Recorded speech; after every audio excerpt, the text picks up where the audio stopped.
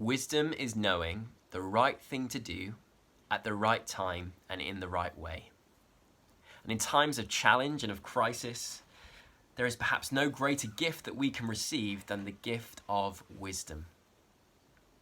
James was aware of this, writing to early Christian communities facing their own challenges and crises. He writes these words in James chapter 1, verse 5 to 8. If any of you lacks wisdom, let him ask God, who gives generously to all without reproach, and it will be given to him. But let him ask in faith with no doubting, for the one who doubts is like a wave of the sea that is driven and tossed by the wind. That person must not suppose that he will receive anything from the Lord. He's a double-minded man, unstable in all his ways. Here James tells us that the God revealed to us in our Lord Jesus Christ is a God who loves to give wisdom to his children. He loves to help us know the right thing to do at the right time in the right way. And so he invites us to ask him for wisdom. There was a king in the Old Testament who went by the name of Solomon. Solomon asked God for wisdom at God's invitation, and God was delighted to give it to him, and he became one of the wisest rulers the world has ever seen.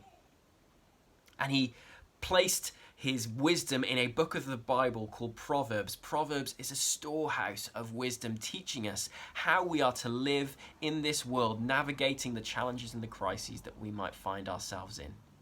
How do we live in a way that honors God and that does right in the right timing, in the right ways? Well, Proverbs says that the beginning of wisdom is the fear of God. Wisdom starts with getting our sense of proportion right. So often when we're faced with challenges, our challenges can look bigger and our circumstances can look bigger than our God. But wisdom starts in acknowledging God is great. He is big. And if we belong to him through Jesus, he is for us. He is working in this situation. Wisdom starts with acknowledging God in proportion to our circumstances. But wisdom can also come to us from God. James says that we can ask God for wisdom and he will generously give it to those who ask in that posture of faith. In believing who God is and his promises, God is delighted to give us wisdom to help us to know how we are to live in these difficult times. We can get on our knees before God and we can say, God, give me direction in this situation. How am I to live in this circumstance?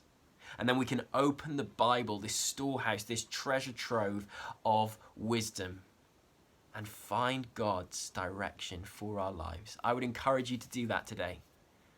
Ask him for wisdom, and then open the Bible. Turn to the book of Proverbs. Find some wisdom for your life today. He generously gives and provides direction to those who ask in a posture of faith. Let's be that people.